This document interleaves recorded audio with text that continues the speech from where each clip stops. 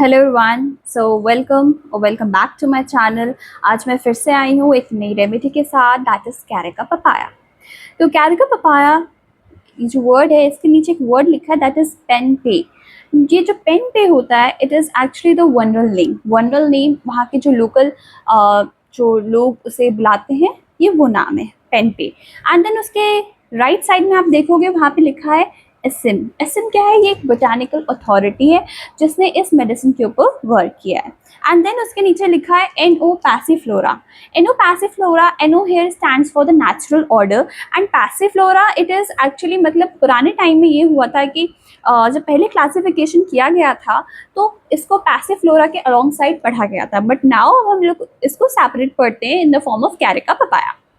ठीक है। And then on the left side you will see यहाँ पे बहुत सारे नेम लिखे हैं, जैसे पपाया, पैपेंट, एराटा, कारगूजा, पपाई, बोपाया, पपाया, कपालम, पपायम, पापटन एंड मेलोनेनबम। तो ये सारे इसके सिनोनिम वर्ड्स हैं हिंदी में, तमिल में, संस्कृत में एंड मेनी अदर लैंग्वेजेस। तो ये हो गया। ना इसके क्लिनिकल यूजेस देखते हैं। सबसे पहले हम लोग इसका यूज़ देख रहे हैं एबॉर्शन में, डिस्पेप्सिया में, जब इंडाइजेशन हो रहा है, हिपैटोमेगाली, जब लिवर का साइज बढ़ जा रहा है, स्प्लीनोमेगाली, जब स्प्लीन का साइज बढ़ जा रहा है, यूट्राइन डिसऑर्डर्स, जो भी यूट्रस में जो भी डिस्फंक्शंस हो रहे हैं, एंड जॉन्डिस की केसेस में दिया जाता है। एंड देन उसके बाद एक लाइन लिखी है जो कि बहुत इंपॉर्टेंट है, that is an efficacious remedy helping digestion in very weak patient. तो this is a very efficient medicine जो कि डाइजेशन में मदद करती है इन वेरी वीक पेशेंट्स। मतलब जैसे पेशेंट्स हैं जिनको कभी शायद डेंगू हो गया हो और उसके बाद उसमें डाइजेशन का जो प्रोसेस है, उस पेशेंट में डाइजेशन सही से नहीं हो पा रहा है, तो हम लोग उनको अक्सर कैरिका पपाया प्रिस्क्राइब करते हैं।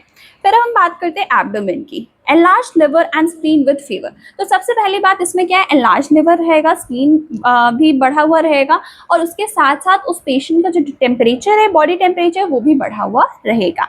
Dyspepsia, indigestion and weakness. तो उसका जो मेटाबॉलिज्म है वो भी बहुत वीक रहेगा, इंडाइजेशन की दिक्कत रहेगी, एंड उसके साथ साथ उसमें सिस्टमैटिक वीकनेस भी देखने को मिलेगा। सेकेंड चीज, पेन होगा in the hepatic region. Hepatic region means the upper right side of the abdomen, जहाँ पे लिवर लाई करता है। लिवर के कॉम्प्लिकेशंस देखने को मिल सकते हैं, जिसमें जॉन्डिस आपको देखने को मिलेगी उस पेशेंट में। उसके अलावा जो उसकी कंजक्टाइवा है वो येलो कलर की हो जाएगी, और जो उसकी टंग है that will be white coated.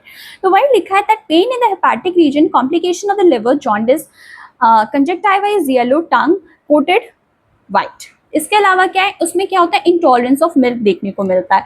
मतलब पेशेंट थोड़ा सा भी मिल्क लेगा उसको इंडाइजेशन हो जाएगा, और उसके साथ साथ क्या होगा, पेन होगा लिवर के एरिया में। तो वही लिखा है इसमें कि intolerance of the milk even a small quantity causes indigestion and pain in the hepatic region, right. Then in the stool में क्या लिखा है, it is lienteric. Now what do you mean by lienteric? Lienteric का मतलब होता है when the stool consist of undigested particles, और when the food is means जो फूड है वो सही से उसका ब्रेक डाउन नहीं हुआ है, उसका सही से डाइजेशन नहीं हुआ है by the stomach and by the bowel system. तो जो स्टूल है उसमें कैसा स्टूल आ रहा है पेशेंट में, ली एंसेंटेरिक, ठीक है। एंड उसके साथ साथ क्योंकि अनडाइजेस्टेड फूड आ रहा है, पेशेंट जो है बहुत स्मॉल क्वांटिटी में स्टूल कर रहा है, एंड बार बार उसकी फ्रीक्वेंसी भी बढ़ जा रही है। तो ये लिखा गया है इसमें कि lienteric in the small quantity passed several times a day. उसको बार बार जाना पड़ता है स्टूल पास करने के लिए। And then comes in the female system what it is written that it aids the menstrual discharge if some female patient are suffering from the delay of the menstrual cycle or blocked है, menses सही से नहीं आ रहे हैं, तो फिर ये aid करता है in the menstrual discharges. Then it helps in abortion. कैसे it helps in abortion? By aiding the contraction of the uterus, ठीक है। So it helps in uterine contraction and induces the abortion. कैसे? When locally apply to the mouth of uterus, means जब cervix पे लगाया जाता है तो ये अबॉर्शन भी करवाता है पेशेंट पे। डोजेस की बात करें तो मदर टिंचर में दिया जाता है, इन मदर टिंचर के फॉर्म में आप दे सकते हैं। इसके अलावा आप बहुत लो पोटेंसी में भी दे सकते हैं, लाइक इन 1x में, 3x में, जो टैचुरेशन के प्रोसेस से हम लोग प्रिपेयर करते हैं। तो अभी हम लोगों ने कैरिका पपाया में क्या क्या पढ़ा कि एबॉर्शन में दिया जाता है। एबॉर्शन में ये क्या करता है, यूट्रस का कॉन्ट्रैक्शन कराता है और एबॉर्शन करवाता है। या फिर आप उसको लोकली अप्लाई करिए on the mouth of the uterus, that is cervix पे। इसके अलावा जिन पेशेंट में डाइजेशन की समस्या है, आप उसको ये मदर टिंचर के फॉर्म में दे सकते हैं।